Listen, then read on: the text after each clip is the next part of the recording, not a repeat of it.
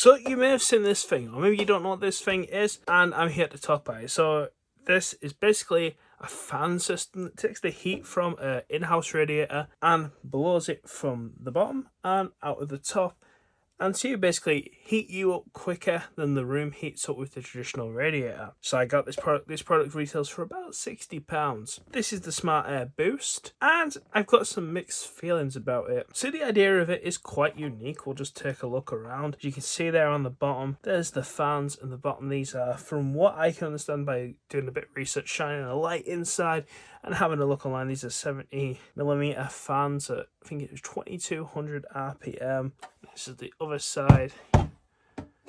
It's hard to show this on camera, it's so big. So there are a couple of switches here and what they do. So first of all, we have our power socket, and I'll get into this later, but this thing annoys me. As you can see, it is a barrel style connector, and it's 5 volts, 2 amps input. So why is it a barrel style connector? It could be like USB-C or something, or maybe there is a reason. It's something to do with the heat, I don't know.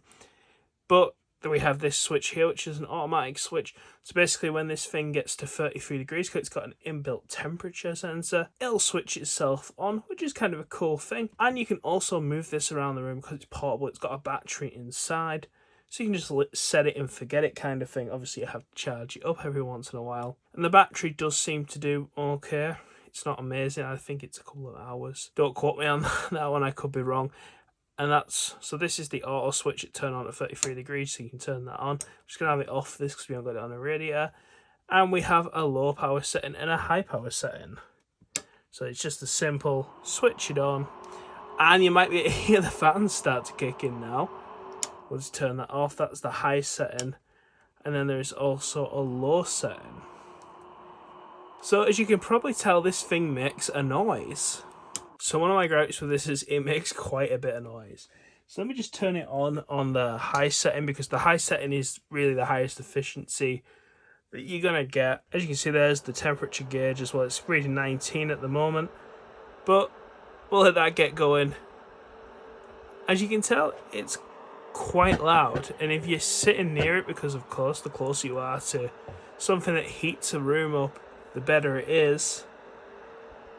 That might annoy you. I know this would personally annoy me, and that's why I'm not a fan of this, because it's just so loud. I think it could be because these fans are a bit on the cheaper side, looking online, and it's just not great. It's just not great.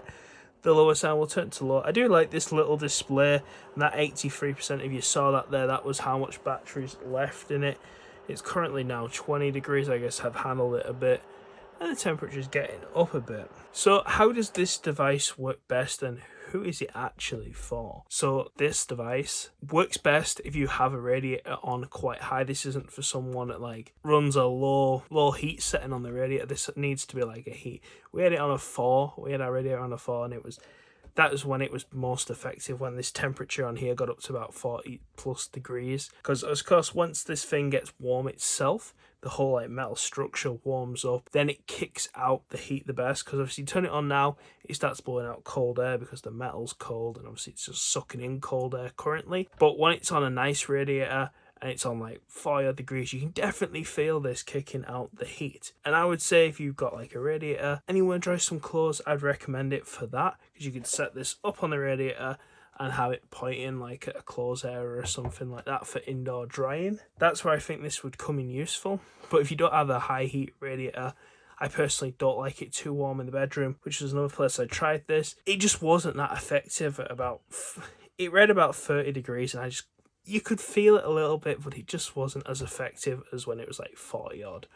And that's where it seems to really perform a thing. But once again, there's that noise element, and I personally don't like the noise of this. So let's have a look at what else it comes with. It comes with this instruction manual as well. It's only like a sheet of A4, but it's not that important. It's not that many instructions for it. It explains what it does, what the switches do, the auto on function, and where some sensors are. But this radiator compatibility guide is really important. So these are called double convection radiators. Don't quote me, I don't really know anything about radiators, but this type of radiator, I'll put a video in. This one, it works perfectly on. Like if you have this radiator and you meet all the scenarios I've just mentioned, you like having the heat on high and you like want to dry something or something like that, this perfect. But if you got one of these like singular radiators like we have upstairs, it just wasn't. It's just not very good because it doesn't sit right. And yes, it does include feet, as it mentions down here. There are some feet for installations like stability, but I'm going to show you those now. So it comes with 2 of these feet. You can adjust them, and they go in the bottom like so. You put that little bit in there, and they're supposed to like, you know, hook onto the radiator. But the trouble with these is that you try and put that on a radiator, and most of the time these just drop off. So they're not very good at all. I spend half my time picking them up. You can get them on, but you got to be like super skilled. It's like, you know, it's almost like playing a game trying to get them to sit on. And the other thing it comes with is this charger.